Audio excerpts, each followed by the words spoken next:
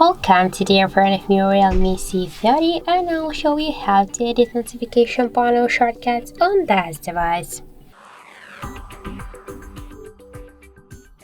So first let's open notification panel, and now here if you want to add some icons or you want to remove some of them or just to change their positions, you should click here on this edit icon, and after that you'll see here this invisible down section with invisible icons.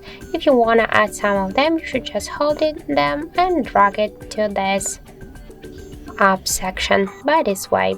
And if you want to just remove some of these icons, just hold and drag it to the down section.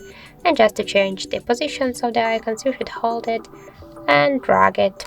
As you can see, that's so simple. Just to save the changes, you should click to go back, and that's it. So thank you for watching, and if you find this video helpful, don't forget to leave a like, comment and to subscribe our channel.